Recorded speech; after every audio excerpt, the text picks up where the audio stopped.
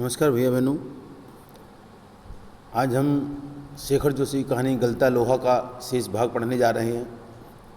अभी तक हमने कहानी में पढ़ा कि बंशीधर जी के पुत्र मोहन जो ब्राह्मण वर्ग के हैं, उनका मन पुरोहिताई में नहीं लगता था और उनके पिता चाहते थे कि वे पढ़ लिख कर एक बड़ा आदमी बने, इसीलिए उसे पुरोहिताई का काम नहीं पढ़ाया।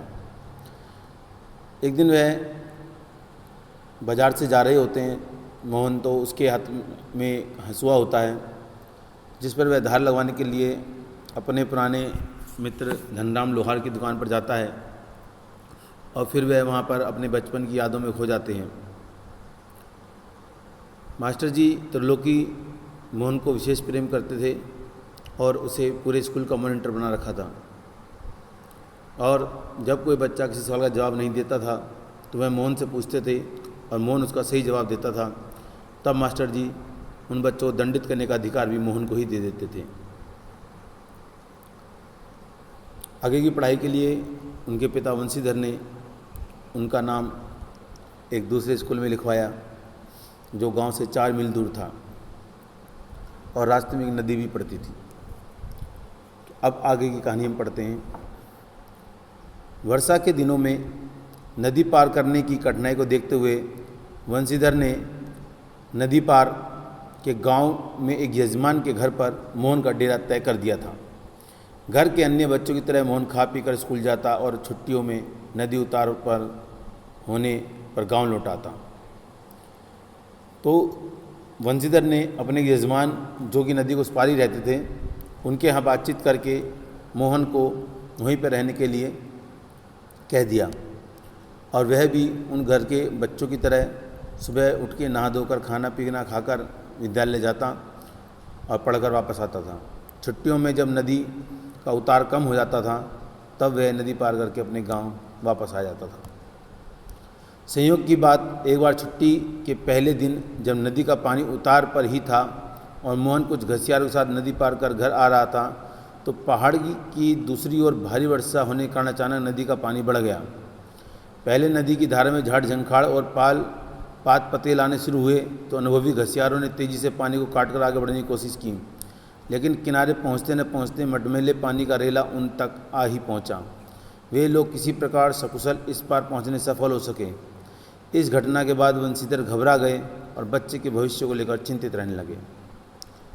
तो एक बार की घटना हुई कि मोहन ने देखा कि नदी अभी उतार पर है और वह उसे तैर के आराम से पार कर सकते हैं। तो वह अपने कुछ दोस्तों के साथ उस नदी को पार कर रहे थे, साथ में कुछ अनुभवी घसियारे भी थे। तो अचानक ही पहाड़ी क्षेत्र के दूसरे तरफ भारी वर्षा होने से अचानक पानी का स्तर बढ़ने लगा। जब नदी की धारा में झाड़ झंखाड़ बह कर के आने लगे तो अनुभवी घसियारों ने समझ लिया कि पानी पीछे से बहुत तेज आ रहा है। तो उन्होंने अपने सभी साथियों को, साथ ही मोहन को भी चेताया कि जल्दी नदी पार करो वरना कुछ अनिष्ट हो सकता है। तो उन सभी ने अपनी पूरी फुर्ती के साथ पानी को काटते हुए आगे बढ़ना शुरू किया और किनारे पहुंचते पहुंचते पानी का रेला उन तक पहुंच गया, पर वह अपने आप को उस रेले से बचाने में कामयाब रहे और नदी के उस पार पहुंच गए। ये वह क्षण था जब पानी की धारा में वह सब बह सकते थे। इस घटना के बाद उनके पिता वंशीधर बहुत घबरा गए और बच्चे के भविष्य को लेकर आशंकित रहने लगे। बिरादरी के एक संपन्न परिवार का युवक रमेश उन दिनों लखनऊ से छुट्टियों में गांव आया हुआ था। बातों बातों में वंशीधर ने मोहन की पढ़ाई के संबंध में उससे अपनी चिंता प्रकट की, तो उसने न केवल अपनी सहानुभूति जताई बल्कि उन्हें सुझाव दिया कि वे मोहन को उसके साथ ही लखनऊ भेज दें। घर में जहाँ 4 प्राणी हैं, एक और बढ़ जाने से कोई अंतर नहीं पड़ता, बल्कि बड़े शहर में जाकर वह अच्छी तरह पढ़ लिख सकेगा। वंशीधर को जैसे रमेश के रूप में साक्षात भगवान मिल गए हों, उसकी आँखों से पानी छलछलाने लगा। भरे गले से वे केवल इतना ही कह पाए कि बिरादरी का यही सहारा होता है। तो उनकी बिरादरी का ही एक और बच्चा रमेश जब आया हुआ था तो उसने उनसे कहा कि आप मोहन को हमारे साथ शहर भेज दें, वहीं पर रह कर के ये पढ़ लिख लेगा। तो वंशीधर को ऐसे लगा जैसे रमेश भगवान के रूप में उसके पास आए और उससे उसकी परेशानी को हल करने के लिए कहने लगे हैं। छुट्टियां शेष होने पर रमेश वापस लौटा तो माँ बाप और अपनी गांव की दुनिया से बिछुड़कर सहमा सहमा सा मोहन भी उसके साथ लखनऊ आ पहुंचा। अब मोहन की ज़िंदगी का एक नया अध्याय शुरू हुआ। घर की दोनों महिलाएं, जिन्हें वह चाची और भाभी कहकर पुकारता था, का हाथ बटाने के अलावा धीरे धीरे वह मोहल्ले की सभी चाचियों और भाभीयों के लिए कामकाज में हाथ बटाने का साधन बन गया। मोहन, थोड़ा दही तो ला दे रे बाजार से। मोहन, ये कपड़े धोबी को तो दिया। मोहन, 1 किलो आलू तो ला दे। औसत दफ्तरी बड़े बाबू की हैसियत वाले रमेश के लिए मोहन को अपना भाई ब्रादर बतलाना अपने समाज के विरुद्ध जान पड़ता था और उसे घरेलू नौकर से अधिक हैसियत वह नहीं देता था। तो एक व्यक्ति का स्वभाव जो सबकी मदद करने का था, धीरे धीरे वह ऐसा लगने लगा कि ये घर का नौकर है जो सभी का कहा मानता है। तो कई बार मनुष्य का अच्छा स्वभाव भी उसके लिए बड़ी मुश्किल का स्वभाव बन जाता है। और रमेश को धीरे धीरे एहसास होने लगा कि अगर मैं इसको अपना भाई बंद बतलाऊँगा तो लोग मेरे ऊपर भी उंगलियां उठाना शुरू कर देंगे, मेरा भी मान सम्मान समाज में कम हो जाएगा। इसीलिए वह भी उससे अब कट कर रहने लगा। इस बात को मोहन भी अब समझने लगा था। थोड़ी बहुत हीला हवाली करने के बाद रमेश ने निकट के ही एक साधारण से स्कूल में उसका नाम लिखवा दिया।